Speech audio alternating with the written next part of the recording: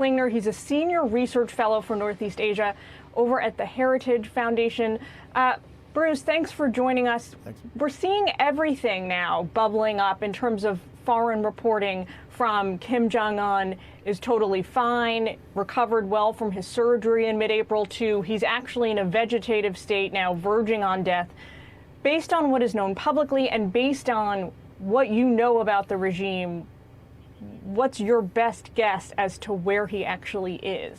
Well, quite simply, we don't know. As you point out, we've had rumors, everything from he's dead, he's brain dead, then U.S. intelligence saying that he was seen walking around the port city of Wonsan several days ago, and that he may have evacuated himself to the Wonsan simply to avoid being infected by COVID.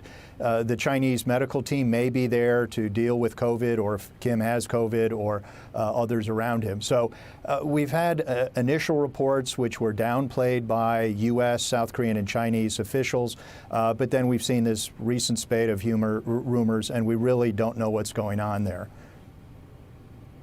So we do know that he is 30, well, it is believed, estimated that he is 36 years old, because the government never confirms his real age. We also know from Western reporting and Western intelligence that he is in bad health. He has respiratory problems, heart problems. We know he had some kind of cardiac surgery in April.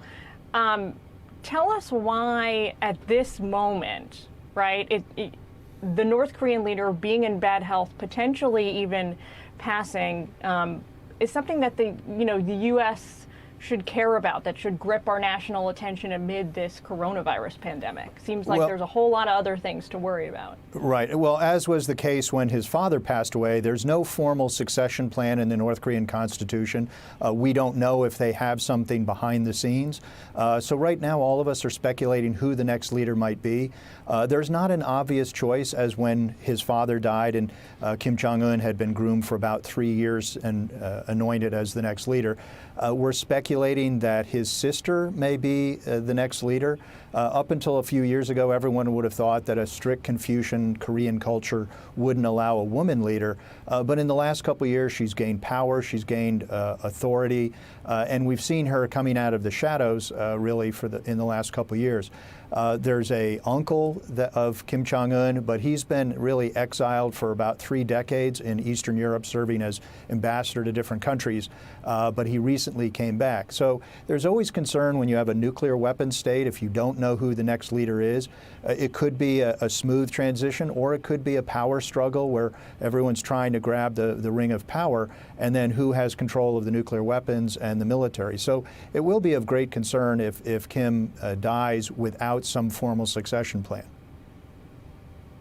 Are you worried about state collapse? Fox News spoke to administration officials earlier in the week who said, worst case scenario that accompanies a Kim Jong-un death is state collapse, and we see huge numbers of people starving, facing starvation. We see North Koreans fleeing North Korea, crying across the Chinese border, creating a refugee crisis. Does that square with what you foresee or worry about? There are a lot of worst-case scenarios. If there's a regime collapse and a struggle for power, unknown actions by military factions warring against each other, there's concern that there could be an explosion in the sense of North Korea lashing out against its neighbors, or an implosion with the regime collapse and instability. That said, we were equally concerned during the 2 previous successions of the father and the grandfather when they passed away, and the